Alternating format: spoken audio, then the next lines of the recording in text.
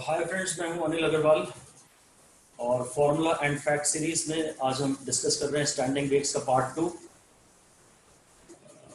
ये मेरी book concepts of competition physics में से डिस्कशन है। ओपन पाइप की हम बात कर रहे हैं। ओपन पाइप की जो फर्स्ट पॉसिबिलिटी ऑफ वाइब्रेशन होता है ना, उसमें ओपन एंड्स पे तो पक्का एंटी नोड ही बनेगा और बीच में एक नोड बनेगा, तो आधा लूप इधर और आधा लूप इधर, एक पूरा लूप बनता है।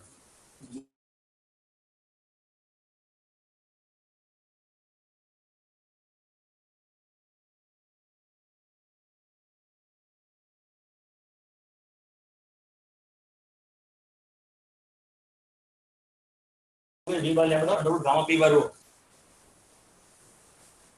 क्लोज पाइप में थी 1/4L under root gamma p by rho। Open pipe की जो फंडामेंटल फ्रीक्वेंसी है उसका फॉर्मूला है v/2L। ये वैसे ही है जैसा स्ट्रिंग्स का था। अगर पॉसिबिलिटी नंबर 2 देखें, सीरियल नंबर 2 देखें ऑफ वाइब्रेशन की पॉसिबिलिटी का, तो फिर इसमें शुरुआत ही थी यहाँ एक लूप से हुई थी, तो यहाँ उतनी ही लेंथ में, सेम लेंथ में पाइप की एयर कॉलम की सेम लेंथ में एक लूप और बनना चाहिए, तब वेवलेंथ थोड़ी कम हो जाएगी। इसको हम लोगों को कायदे से लैम्बडा 2 लिखना चाहिए। ठीक है, ये लैम्बडा वेवलेंथ सेम नहीं है, अब की बात ये लैम्बडा 1 है और ये लैम्बडा 2 है। ये वेवलेंथ थोड़ी कम है। हायर हार्मोनिक्स में वेवलेंथ कम होती जाती है, सिर्फ रेजोनेंस कॉलम की बात अलग है। अब यहाँ दो लूप्स हैं तो लेंथ है 2 λ/2 और इस तरह से फ्रीक्वेंसी आ गई 2 × v/2L 2n1। ये जो फ्रीक्वेंसी है फंडामेंटल की 2 गुना है, यानी ये सेकंड हार्मोनिक है। तो ओपन पाइप में कोई भी क्लोज नहीं है, और इवन सारे हार्मोनिक बनते हैं, कोई भी हार्मोनिक क्लोज नहीं है। क्लोज पाइप में इवन हार्मोनिक क्लोज है। तो इसी की ओपन पाइप के क्लियर पॉसिबिलिटी में p नोड्स हैं। यहाँ देखो, फर्स्ट पॉसिबिलिटी में एक नोड है और दो एंटी नोड है, तो p नोड्स हैं और p+1 एंटी नोड्स हैं और टोटल p लूप्स हैं। इसमें एक लूप है और इसमें एक ये और आधा ऊपर और आधा नीचे, दो लूप्स हैं। तो इसकी क्लियर पॉसिबिलिटी में p नोड्स हैं, p+1 एंटी नोड्स हैं और p लूप्स हैं। ये बात चल रही है ओपन पाइप की।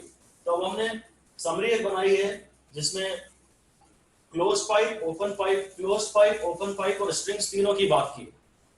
ठीक है, तो सीरियल नंबर तो हमेशा 1 2 3 4 5 चलता है। ओवरटोन की गिनती हमेशा 0 से शुरू होती है। ये 0 है ना, 0, तो ओवरटोन की गिनती हमेशा 0 से शुरू होती है। इसके बाद कई सारी एंट्रीज हैं और ओवरटोन की गिनती हमेशा फिक्स्ड है। सीरियल नंबर फिक्स्ड है, पॉसिबिलिटी ऑफ वाइब्रेशन और ओवरटोन फिक्स्ड है। जब कोई भी केस हो ओवरटोन, तो जब क्लोज पाइप के लिए सेकंड ओवरटोन है तो वही ओपन पाइप के लिए भी सेकंड ओवरटोन है और वही स्ट्रिंग के लिए भी सेकंड ओवरटोन।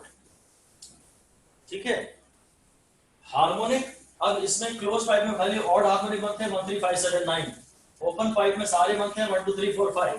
स्ट्रिंग्स में भी सारे बनते हैं, स्ट्रिंग्स में भी सारे बनते हैं, कोई भी मिसिंग नहीं होता। तो 1 2 3 4 5। क्लोज पाइप में जो लूप बनते हैं शुरुआत आधे लूप से हुई है, तो 0.5 loop, 1.5 loop, 2.5 loop, 3.5 loop, 4.5 loop. Open pipe में शुरुआत एक लूप से हुई है, तो 1 loop, 2 loop, 3 loop, 4 loop, 5 loop.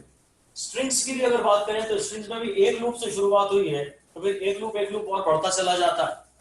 अगर मैं नोड्स और एंटी नोड्स की बात करूं क्लोज पाइप में, तो क्लोज पाइप में मुझे दिख रहा है एक नोड और एक एंटी नोड है।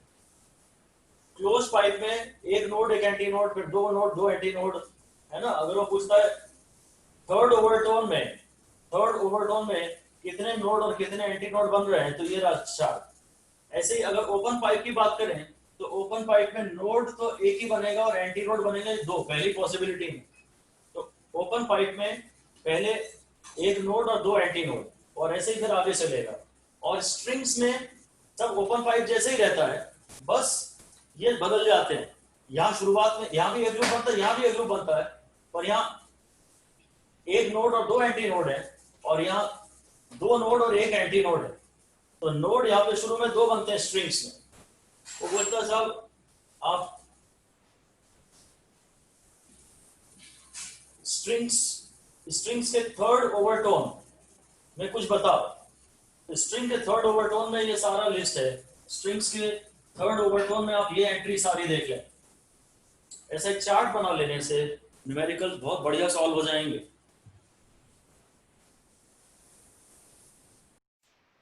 कुछ और जनरल इंपॉर्टेंट पॉइंट्स हैं कंपैरिजन के ओपन पाइप, क्लोज पाइप और इवन स्ट्रिंग्स में। ओपन पाइप में एंड करेक्शन होता है 1.2 आर, क्योंकि दोनों एंड्स पे होता है। क्लोज पाइप में एक ही एंड पे होता है 0.6 आर। ओपन पाइप को अगर हम क्लोज कर देंगे ना तो फ्रीक्वेंसी आधी हो जाएगी, क्योंकि वो V/2L से V/4L हो जाएगी। और अगर क्लोज पाइप को ओपन कर देंगे ना तो फ्रीक्वेंसी डबल हो जाएगी, क्योंकि वो V/4L से V/2L हो जाएगी। ओपन पाइप के अंदर जो आप वेव्स पैदा कर सकते हैं उनकी मैक्सिमम वेवलेंथ है 2L, क्योंकि जो फर्स्ट फंडामेंटल मोड होता है उसमें L होता है λ/2। इसके बाद तो हायर हार्मोनिक में फ्रीक्वेंसी बढ़ती जाती है, वेवलेंथ कम होती जाती है। क्लोज पाइप में जो मैक्सिमम वेवलेंथ है वो 4L है, जो आप स्टैब्लिश कर सकते हैं। जहाँ L पाइप के अंदर एयर कॉलम की लेंथ है, ये पाइप की लेंथ नहीं है। हम बोलते थे जैसे पाइप की लेंथ है, पर एक्चुअली हमारा मतलब पाइप के अंदर एयर कॉलम की लेंथ से होता है। तो क्लोज पाइप में तो शुरुआती आधे लूप से होती है, तो L λ/4 है। ठीक है, ओके। जैसे जैसे अर्दन पॉट भरता जाता है, मटका घड़ा भरता जाता है, तो लेंथ ऑफ द पाइप मतलब एयर कॉलम की लेंथ उसमें कम होती जाती है, तो फ्रीक्वेंसी बढ़ती जाती है। अगर आप गैस जो इंक्लूड कर रहे हैं एक पाइप में उसकी डेंसिटी कम कर दें तो फ्रीक्वेंसी बढ़ जाएगी, क्योंकि फ्रीक्वेंसी का फॉर्मूला 1/2L और velocity under gamma P by rho. तो अगर हाइड्रोजन गैस भर लेंगे तो बेसिकली सोर्स ही चेंज हो जाएगा, तो फ्रीक्वेंसी बढ़ जाएगी। हीलियम भर लेते हैं हम लोग गले में, तो आवाज की फ्रीक्वेंसी बढ़ जाती है, श्रिल वॉइस निकलती है। अगर मॉइस्चर इंक्रीज होता है तो भी डेंसिटी कम होती है। पानी के मॉलिक्यूल हवा के मॉलिक्यूल से हल्के हैं। पानी में तो H2O का मास 18 है और हवा में तो 28 32 टाइप का कुछ है। तो अगर कुछ मॉलिक्यूल मॉइस्चर के आ गए तो डेंसिटी कम हो जाएगी, फ्रीक्वेंसी बढ़ जाएगी। अगर टेम्परेचर बढ़ेगा तो 1/2L और वेलोसिटी का फॉर्मूला ले सकते हो और गामा टी पाइप तो भी फ्रीक्वेंसी बढ़ेगी। ठीक है, पाइप की लेंथ कम होगी या डेंसिटी कम होगी या मॉइस्चर बढ़ेगा या टेम्परेचर बढ़ेगा, तो इन सभी केसेस में फ्रीक्वेंसी बढ़ रही है। अगर दो पाइप्स कुछ बीट पैदा कर रहे थे और किसी एक का टेम्परेचर बढ़ा दें, तो उसकी फ्रीक्वेंसी बढ़ जाएगी, तो बीट फ्रीक्वेंसी बढ़ जाएगी। डायमीटर ऑफ पाइप अगर कम होगा तो एंड करेक्शन के कारण भी फ्रीक्वेंसी बढ़ जाएगी। सब में हमने फ्रीक्वेंसी बढ़ने के केस लिए। और अगर स्ट्रिंग्स में, अगर स्ट्रिंग में जो सस्पेंडेड सोनोमीटर में जो सस्पेंशन वायर होता है ना, जो वेट टांगते हैं टेंशन पैदा करने के लिए, अगर उसको पानी में डाल दें तो फ्रीक्वेंसी कम हो जाएगी। तब एंडेज का, क्योंकि टेंशन कम हो जाएगी अब थ्रस्ट के मारे, तो एंडेज पॉइंट कहाँ से छोटा लाना है, डेंसिटी ऑफ सॉलिड है जो हैंगिंग वेट था minus density of water upon density. और क्योंकि टेंशन का टर्म रूट के अंदर आता है, frequency proportional under root tension है, तो ये पूरा का पूरा टर्म रेशियो रूट के अंदर आ रहा है।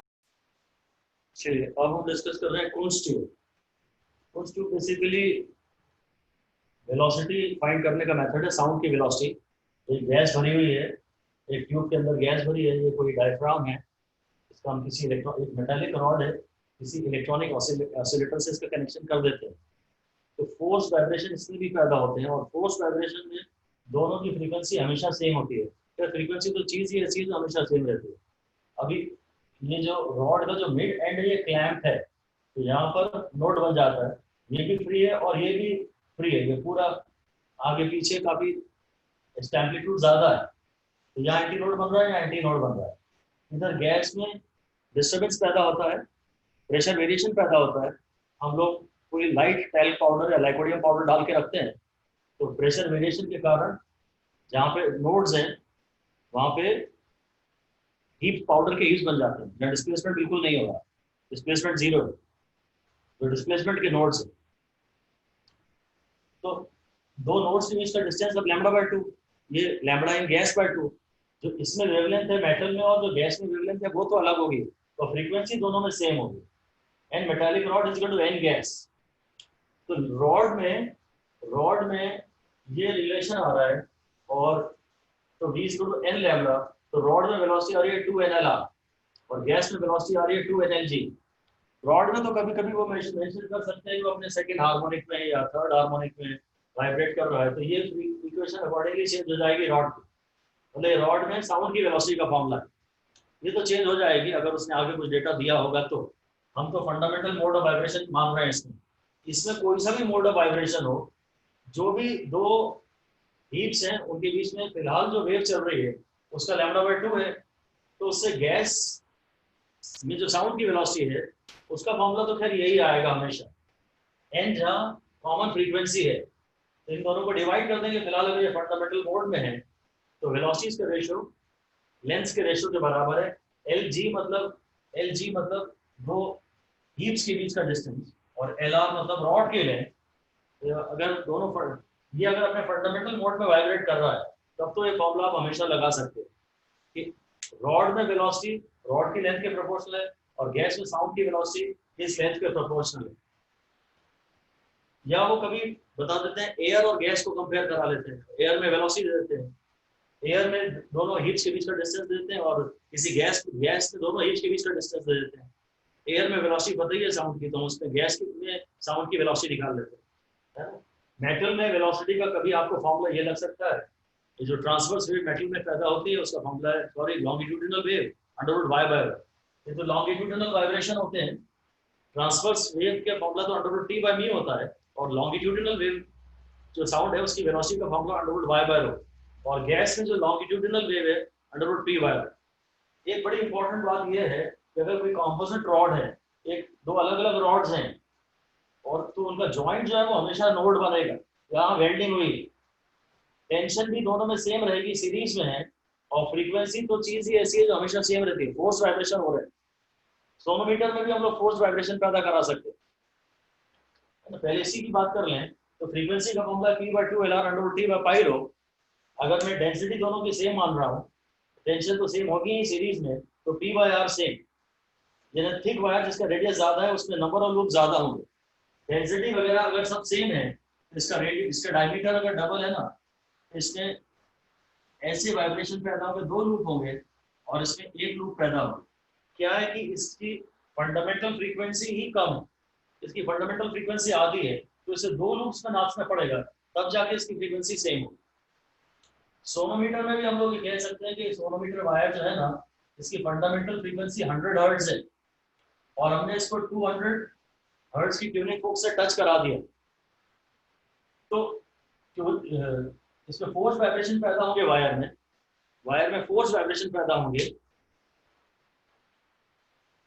और अगर कुछ भी नहीं बोला है ज्यादा तो हम यही मानते हैं कि अगर इसकी फ्रीक्वेंसी सपोज 200 हर्ट्ज है, तो वायर को भी 200 हर्ट्ज से ही अल्टीमेटली ऑसिलेट करना पड़ेगा। फ्रीक्वेंसी ट्यूनिंग को भी 200 है और ये दोनों कनेक्टेड हैं, तो वायर को भी 200 हर्ट्ज से ऑसिलेट करना पड़ेगा। अब वायर की अगर फंडामेंटल फ्रीक्वेंसी 100 है तो वायर को दो लूप में ऑसिलेट करना पड़ेगा ताकि इसकी भी फ्रीक्वेंसी फिलहाल 200 हो जाए। ये फोर्स ऑसिलेशंस होते हैं जिनमें टोटल फ्रीक्वेंसी सेम रहती है, नंबर ऑफ लूप्स डिफरेंट हो सकते हैं। ऑलराइट, लास्ट में पढ़ रहे हैं मेल्स एक्सपेरिमेंट। इसमें क्या करते हैं, ट्यूनिंग फोक से एक ये स्ट्रिंग को कनेक्ट करते हैं। ये ट्यूनिंग फोक है, ये उसके प्रॉन्ग्स हैं, ये प्रॉन्ग्स हैं, ये ट्यूनिंग फोक है, और ये स्प्रिंग है, ये पुली पे पास हो रही है और इस पर ये वेट हमने टांगे हुए हैं।